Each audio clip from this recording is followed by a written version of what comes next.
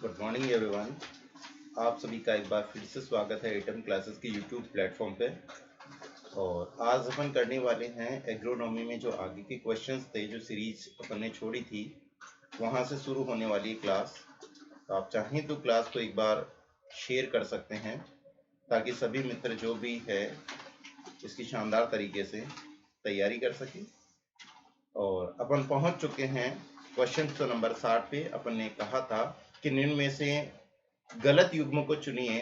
तो इसमें जो क्वेश्चन था गलत युग्म वाला, आप लोगों ने कर लिया होगा। इसमें गलत युग्म वाला क्वेश्चन नंबर 60 था।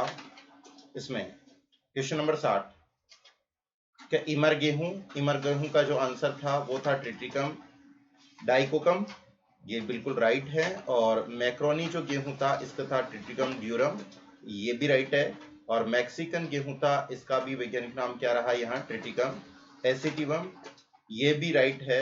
बट जो भारतीय गेहूं है उसका नाम ट्रिटिकम वेलगेर नहीं है डियर। तो ये जो ऑप्शन बनेगा वो इस क्वेश्चंस के अकॉर्डिंग राइट ऑप्शन बनेगा। और अगर वैज्ञानिक नाम के अकॉर्डिंग देखें तो ये गलत उत्तर जाता है। तो इसका आंसर गया डी। क्वेश्चन नंबर आगे वाला स्क्रीन पे आप लोगों के पहुंच चुका होगा। क्वेश्चन नंबर 61 आप लोगों की स्क्रीन पे है, ध्यान से पढ़े। मैक्सिकन बोना गेहूं भारत में किसके द्वारा लाया गया है? मैक्सिकन बोना गेहूं, मैक्सिकन बोना गेहूं, जल्दी से वैज्ञानिक नाम भी कमेंट बॉक्स में टाइप कर दें। भारत में किसके द्वारा लाया गया है? अभी अभी अपन ने किया था मैक्सिकन गेहूं को। Doctor M S Swaminathan, A option में है doctor M S Swaminathan, B में है डॉक्टर बीपी पॉल, और थर्ड में है डॉक्टर नॉर्मनी बॉरलॉग, और फोर्थ में देखा है कोई नहीं। तो इसका राइट आंसर जो बन रहा है 61 में, वो बन रहा है भारत में हरित क्रांति के जनक कौन रहे हैं? भारतीय हरित क्रांति के जनक, फादर ऑफ ग्रीन रिवोल्यूशन में डॉक्टर एम एस स्वामीनाथन है, वो यहाँ पे बिल्कुल राइट आंसर जाएगा। भारतीय हरित क्रांति के जनक, ठीक है ना? क्या बोल देंगे इनको? भारतीय हरित क्रांति के जनक, हरित क्रांति के जनक, क्रांति के जनक किसको बोलेंगे? एम एस स्वामीनाथन को, एम एस स्वामीनाथन को बोलेंगे। और फिर अपन बात करेंगे किसकी? 62 की। क्वेश्चन नंबर 62 आप लोगों की स्क्रीन पे होगा। सामान्य जो रोटी गेहूं है, चपाती वाला है, ब्रेड वाला जो है, वो गेहूं कौन सा है जिसकी 2n बराबर कितनी हो? 42। इसका क्वेश्चंस भी जेट ने एक बार पूछ लिया था। उसके अंदर क्या था कि n का मान कितना होगा, n का मान कितना होगा, ये भी क्वेश्चंस दे रखा है। तो आप लोगों को पता होना चाहिए किस तरीके से ये 2n बराबर कितना बता रखा है, 42 बता रखा है। क्या ये 2n सही है क्या? एक बार फिर से आप लोग देखकर कमेंट बॉक्स में कमेंट करेंगे। नहीं आ रहा तो हमसे पूछ सकते हैं 62 में कि ये जो है रोटी गेहूं वो क्या 2n बराबर 62। 2n का मतलब यहाँ संपूर्ण बॉडी में यानी शरीर में पाई जाने वाली गुणसूत्रों की संख्या का प्रदर्शन है। शरीर में उपस्थित जो गुणसूत्रों की संख्या है उसका प्रदर्शन है, वो किस रूप में पाए जाते हैं गुणसूत्र है, जो क्रोमोसोम्स होते हैं वो किस रूप में पाए जाते हैं। तो इसमें बता रखा होगा द्विगुणित, चतुर्गुणित, और यहाँ पे षटगुणित। षटगुणित का मतलब क्या होता है? 6n होता है। 2n का मतलब तो 2n, और इसका होता है 4n, इसका होता है 3n, और इसका मतलब होता है 6n। डियर ये इंपॉर्टेंट क्वेश्चन है और ये आया हुआ भी है और इसका आंसर भी है वो सी जाएगा। क्या जाएगा? 6n इसका राइट आंसर बनेगा। क्वेश्चन 62 है वो आप हल कर चुके हैं। इसी क्रम में अपन बढ़ते हैं क्वेश्चन नंबर 63 की ओर। 63 बोले तो 63 नंबर क्वेश्चन, विश्व में गेहूं के उत्पादन में भारत का कौन सा स्थान है?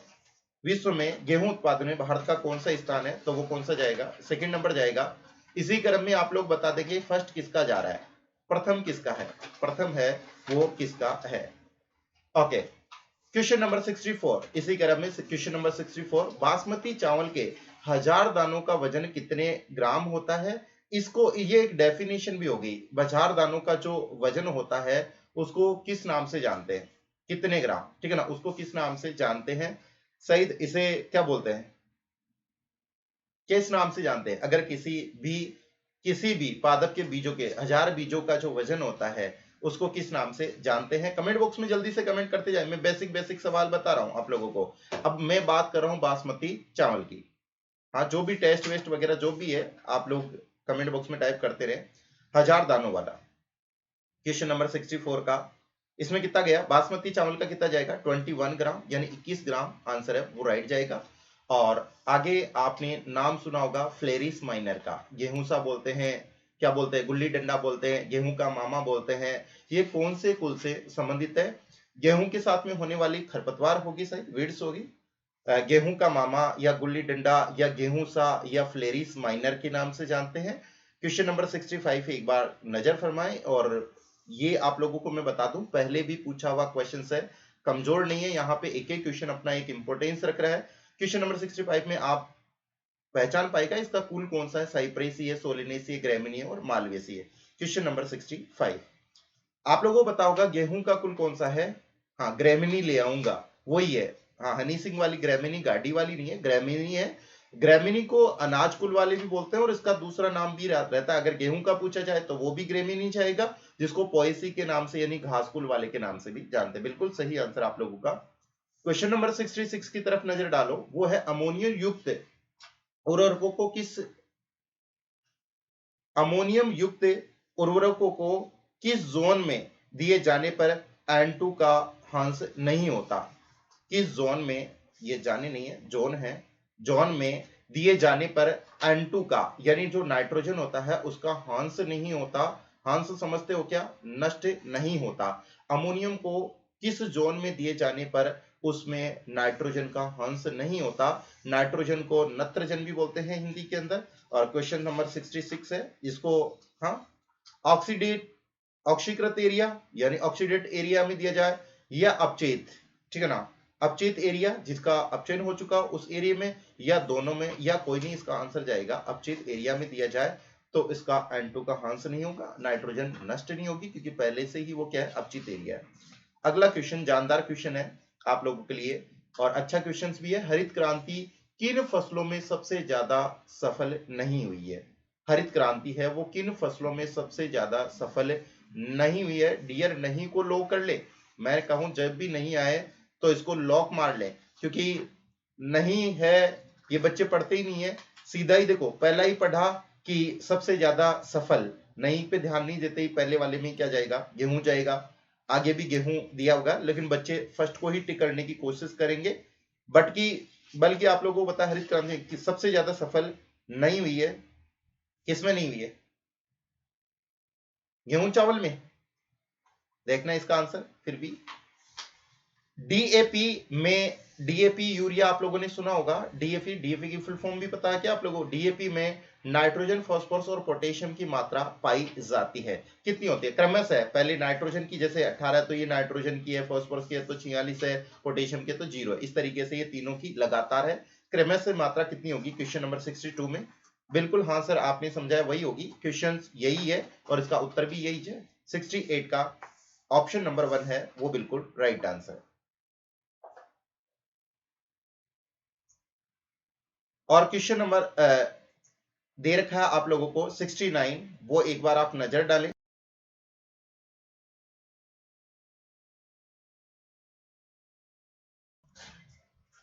क्वेश्चन नंबर 69 है, क्वेश्चन नंबर 69 किसके मध्य संकरण से ट्रिटिकल तैयार किया गया? मैंने पहले ही भी इस क्वेश्चन को करवाया था डियर इनडायरेक्टली, अगर आप लोगों को थोड़ा सा ही ध्यान में आ रहा है तो। किसके मध्य हाइब्रिडाइजेशन करने पर ट्रिटिकल तैयार किया जाता है?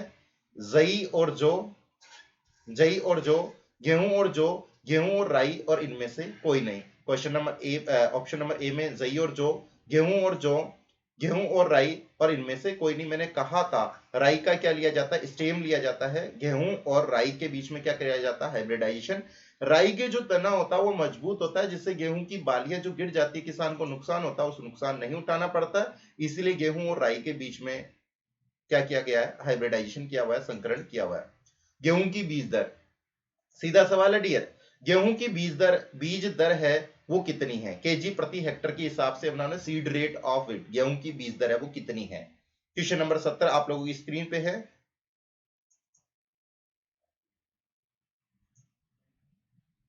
कितनी बता रखी है? 100 बता रखी है क्या? चलो 100 वाला आंसर है वो पर हेक्टर के हिसाब से राइट जाएगा।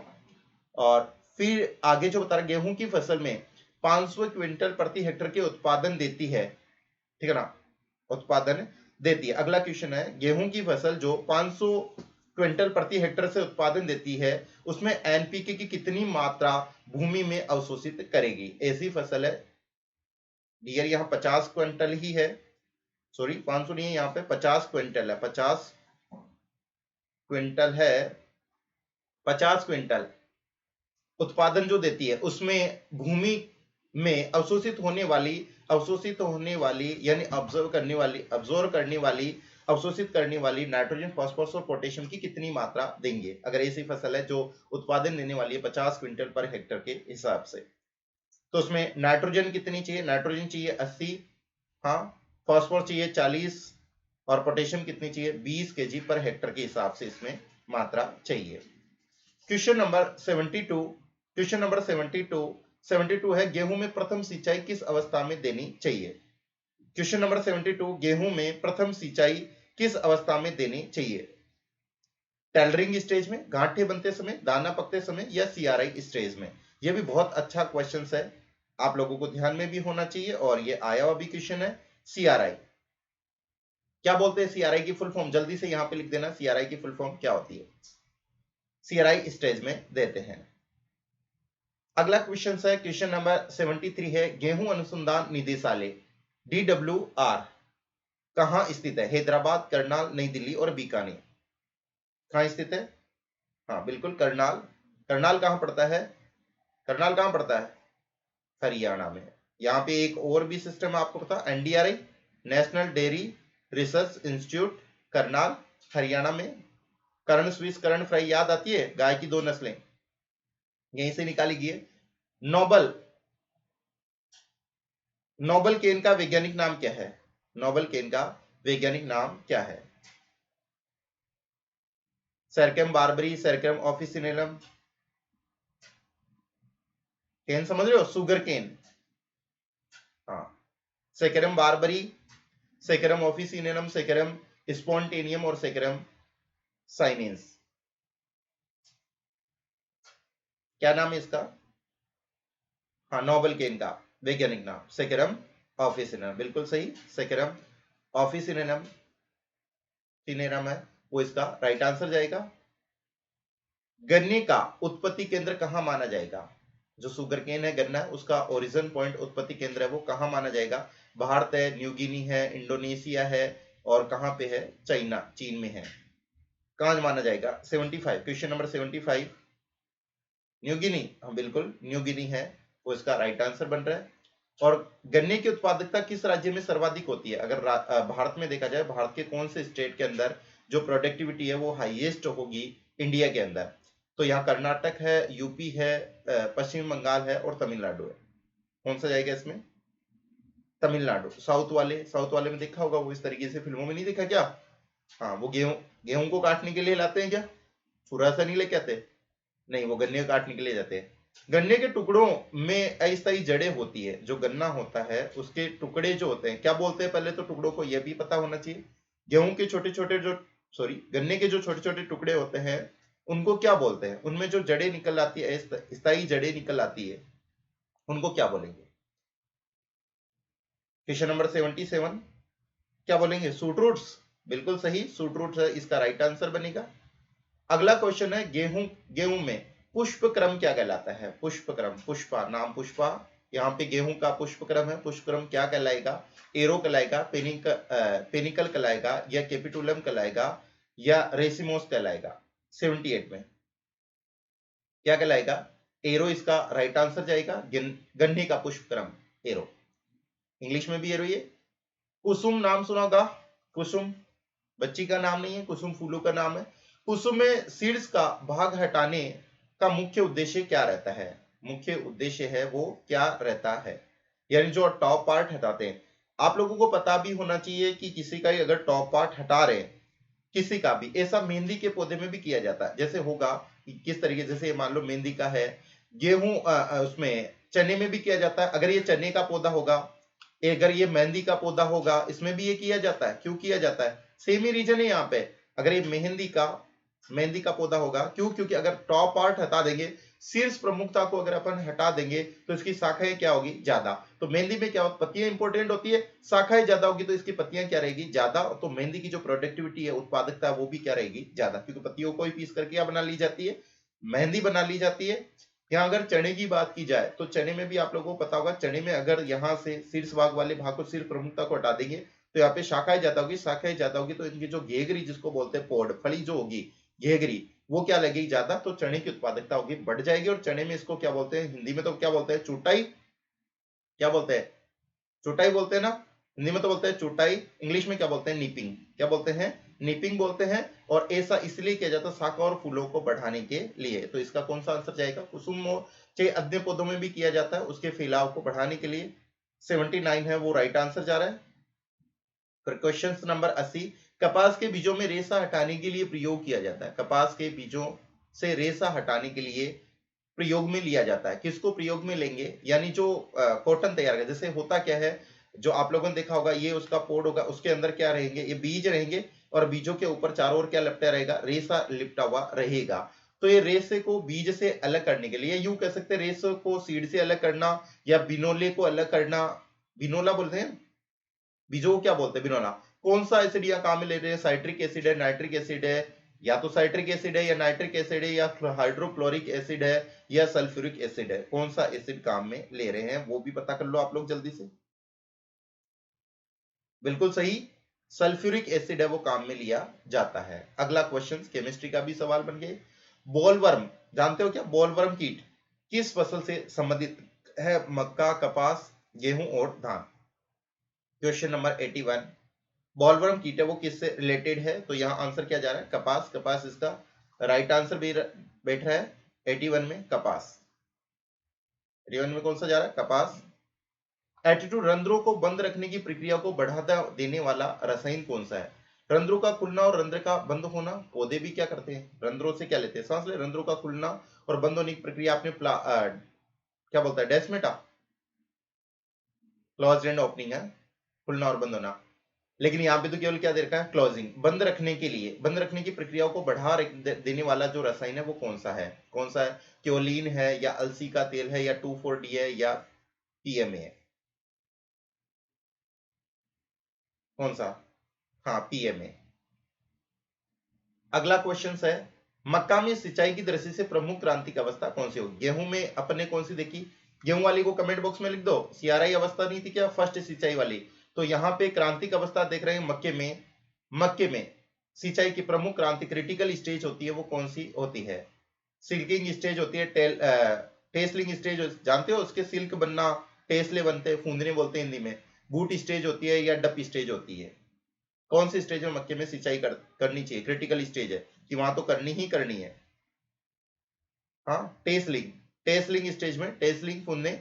आप लोगों को ये भी पता होने चाहिए, सिल्किंग होते हैं वो नरजनांग होते हैं कि मादा, टेसले नरजनांग होते हैं कि मादा, और सिल्क होते हैं नर होते हैं कि मादा, यानी मेल होते हैं या फीमेल, नर या मादा, मेल होते हैं या फीमेल। ये दोनों क्वेश्चंस इंपॉर्टेंट है बायोलॉजी की दृष्टि और एग्रीकल्चर की दृष्टि। जल्दी से इनका आंसर खोज लेना और कमेंट बॉक्स में लिख देना। अगला क्वेश्चन है वो कौन सा है, क्वेश्चन नंबर 84 आप लोगों की स्क्रीन पे आ चुका है। क्वेश्चन नंबर 84 वो है कौन सी है, स्टीवेशन स्क्रीन का संबंध है, स्टीवेशन, स्टीवेशन स्क्रीन का संबंध है किससे है, स्टीवेशन स्क्रीन का। क्वेश्चन नंबर 84, स्टीवेशन स्क्रीन का संबंध है, क्वेश्चन नंबर 84 जीवाणु विज्ञान, हाँ बैक्टीरियल साइंस, बायोटेक्नोलॉजी, एग्रीमीटियोलॉजी, या रिमोट सेंसिंग से। 84 का एग्रीमीटियोलॉजी, क्वेश्चन नंबर,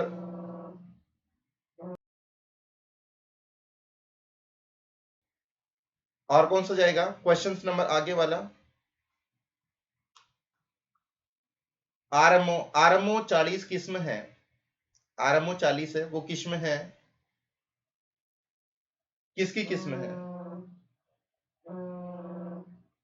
आरएमओ 40 किस्म है, किसकी किस्म है।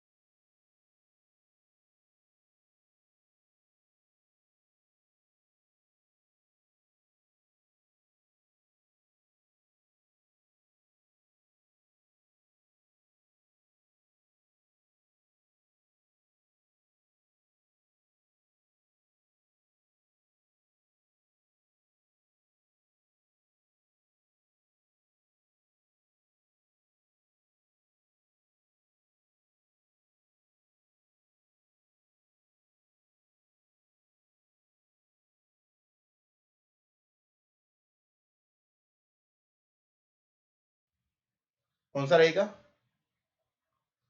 मोर्टबीन, येलो मोर्टबीन। किस तेल की खली से नाइट्रोजन सर्वाधिक प्राप्त होता है? किस तेल है ये? तेल की खली से किसका तेल निकाले? हाँ, उसका ही नाम बताना जिससे क्या हो, खड़ी ज्यादा से ज्यादा प्राप्त की जा सकती है। खड़ी नहीं रे, नाइट्रोजन। नाइट्रोजन है वो ज्यादा से ज्यादा प्राप्त की जा सकती है। मूंगफली, मूंगफली, मूंगफली, मूंगफली, मूंगफली, मूंगफली इसका राइट आंसर जा रहा है। मूंगफली, अरंडी, नीम और नारियल में किसका जाएगा? मूंगफली में नाइट्रोजन की मात्रा क्या रहेगी? सर्वाधिक। क्वेश्चन नंबर 84, एवरग्रीन सॉल्यूशन शब्द किसने दिया था? सर रिवोल्यूशन, हाँ। ढंग से पढ़ो। एवरग्रीन रिवोल्यूशन शब्द है वो किसने दिया था? जानते हो? एवरग्रीन रिवोल्यूशन क्या बोलेंगे? सब जगह हरित क्रांति हो। किसने दिया है एवरग्रीन रिवोल्यूशन? रिवोल्यूशन को क्या बोलते हैं? क्रांति। हाँ, विलियम गॉड ने, भगवान ने दिया है, विलियम गॉड ने दिया है। अगला क्वेश्चन है, सबसे अधिक एसिड का उत्पादन करने वाला उर्वरक कौन सा है? जिसमें सबसे ज्यादा क्या हो जाए? एसिड हो जाए, अम्ल हो जाए। उत्पादन करने वाला उर्वरक कौन सा? यूरिया, अमोनियम नाइट्रेट है, अमोनियम सल्फेट है, या CAN है? कौन सा है? क्वेश्चन नंबर 88, अमोनियम नाइट्रेट इसका आंसर जाएगा। अगला क्वेश्चन है, 1 हेक्टेयर धान की खेत में कितने किलोग्राम SSP की आवश्यकता होती है? SSP की फुल फॉर्म पता है क्या? जल्दी से कमेंट बॉक्स में लिख दियो। Single superphosphate. हाँ हाँ, बताओ आप कौन से होते हैं? 1 हेक्टेयर धान की खेत में कितने किलोग्राम SSP की आवश्यकता होती है? क्वेश्चन नंबर 89 आप लोगों की स्क्रीन पे है ऑलरेडी। आप पे ही छोड़ दूं? लो, आप पे ही छोड़ दिया, कर ली ना, निकालेंगे सर। पौधे की कोशिका भित्ति, क्वेश्चन नंबर 90, पौधे की कोशिका भित्ति में कौन सा तत्व अवयव पाया जाता है? सेल वॉल में क्या पाया जाता है? बता रखा, बहुत अच्छा, बायोलॉजी में भी है। फॉस्फोरस है, सल्फर है, कौन सा है? कैल्शियम है और पोटेशियम है, कौन सा है? Question number 90। कैल्शियम और मैग्नीशियम होता है क्या? CAMG, calcium. मिडिल लेम कोशिका भित्ति में कौन सा तत्व है? सेल वॉल का पूछा था। पौधे में तत्वों की गतिशीलता कौन सा पादप हार्मोन आवश्यक है? पौधों में तत्वों की गतिशीलता में कौन सा पादप हार्मोन आवश्यक है? पौधों में तत्वों की गतिशीलता में कौन सा पादप हार्मोन आवश्यक है? Question number 91। हाँ, चारों दिखा देता हूं, जिब्रेलिन है, साइटोकाइनिन है, ऑक्सीन है और AB है। क्या जाएगा इसका? ऑक्सीन। ऑक्सीन राइट आंसर बन रहा है। अरहर का कौन सा रोग होता है वो इरियाफाइट माइट के द्वारा फैलता है? अरहर का कौन सा रोग होता है वो इरियाफाइट माइट के नाम द्वारा फैलता है? तना गलन है, सार्कोस्पोरा लीफ स्पॉट है, येलो मोजेक है, या स्टेरिलिटी मोजेक है? कौन सा है 92 में? Sterility mosaic. जानते हो क्या मोजेक क्या होता है? कृमिर बोलते हैं मोजेक को। स्टेरिलिटी को क्या बोलते हैं? हाँ, बंध्यता। बंध्यता, जो संतान पैदा नहीं कर सकते, आगे जनन में काम में नहीं आ सकते, उनको बोलते हैं स्टेरिलिटी, बंध्यता। कौन से सूक्ष्म जीव का व्यापारिक रूप से जीव नियंत्रण किया जाता है? बायो कंट्रोल करते हैं कॉमर्शियल रूप से। कौन से? माइक्रोबायोस का। पेनिसिलियम नोटेटम है, बेसिलस सबटिलियस है, ट्राइकोडर्मा विरिडी है, और इनमें से कोई नहीं। बिल्कुल, ट्राइकोडर्मा विरिडी। चने में निपिंग से क्या तात्पर्य? लो, जो आपको समझाया था वो क्वेश्चन आ गया है। चने में निपिंग से क्या तात्पर्य है? मुझे पता भी नहीं था, टेस्ट सीरीज में क्वेश्चन मैंने ही डाल दिया क्या? चने में निपिंग से क्या तात्पर्य? राइजोबियम कल्चर से बीज उपचार करना, गिरने से बचाने के लिए शाखाओं को बांधना, सब्जी बनाने के लिए दूरी पत्तियां तोड़ना, और अधिक शाखाएं प्रोत्साहन करने के लिए शीर्ष कलिका को हटाना। कर लिया होगा निपिंग। चुटाई चुटाई अभी तो किया था। डी। क्रॉप लीगिंग, हाँ, क्रॉप लॉगिंग का प्रयोग किसमें किया जाता है? क्रॉप लॉगिंग का प्रयोग किसमें किया जाता है? राइट आंसर कौन सा बन रहा है यहाँ पे? गन्ना। किन दो प्रजातियों के मध्य संकरण से बेसिका जूनसिया का विकास हुआ है? ब्रेसिका स्पीसीज जानते हो किसका बोलते हैं? ब्रेसिका जुन्सिया बोलते किसे? पहले तो कमेंट बॉक्स में यही बता दो। ब्रेसिका जुन्सिया किन दो जातियों के मध्य संकरण से ब्रेसिका जुन्सिया का विकास हुआ है? ब्रेसिका नाइग्रा और ब्रेसिका ओलेरेसिया, ब्रेसिका नाइग्रा और ब्रेसिका कैम्पेस्ट्रिस और ब्रेसिका कैम्पेस्ट्रिस और ब्रेसिका ओलिरेसिया और ब्रेसिका कैम्पेस्ट्रिस और ब्रेसिका केरिनाटा। ब्रेसिका जुन्सिया जुन्सिया जुन्सिया जल्दी से 96 में। हाँ, ब्रेसिका नाइग्रा और ब्रेसिका कैम्पेस्ट्रिस क्रम पे। हाँ, चने में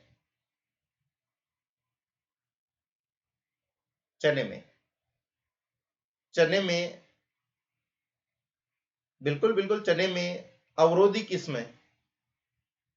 चने की अवरोधी किस्म किसके प्रति रोधिता को रखती है? विल्ट के प्रति, झुलसा रोग के प्रति, सूखा रोग के प्रति और उपरोक्त सभी ने। इनको एक बार लैप्स मार देना। ये वाले विल्ट रोग है पहला, झुलसा है, सूखा रोग है, उपरोक्त रोग सभी के सभी कौन सा है?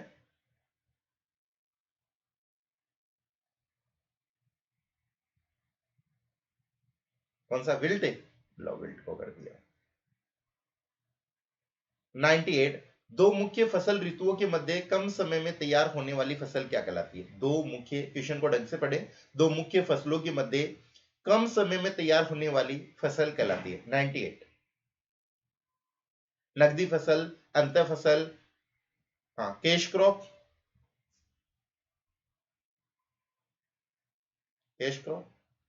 या इनमें से कोई नहीं। 98 में क्या बोलते हैं? दो मुख्य ऋतुओं के मध्य कम समय में तैयार होने वाली, हाँ कैच क्रॉप,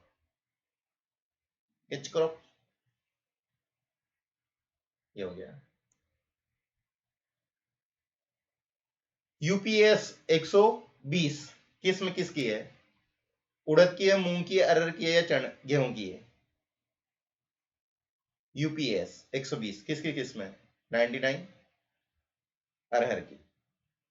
मूंगफली की फसल में अंतरासस्य क्रियाएं किस अवस्था में नहीं करनी चाहिए? मूंगफली की फसल में अंतरासस्य क्रियाएं किस अवस्था में नहीं करनी चाहिए? Question number 100। बिल्कुल, इसमें पहला फूल आने की अवस्था में, अंकुरण की अवस्था में, सुइया या खूंटी जिसको क्या बोलते हैं पैगिंग बनते समय, या कोई नहीं। हाँ यही है इसका आंसर, सुइया खूंटी या पैगिंग बनते समय। बिल्कुल इसी क्रम में अपन और सवाल करेंगे, आज ही के दिन में करेंगे। आप लोग बने रहना, और जिन्होंने चैनल को सब्सक्राइब नहीं किया सब्सक्राइब कर देना, शेयर कर देना, नहीं करना तो कोई दिक्कत नहीं, अच्छा लगे उस हिसाब से कर देना। Thank you very much. और क्वेश्चन लेके आएंगे, इन क्वेश्चनों को थोड़ा सा याद करो आप लोग।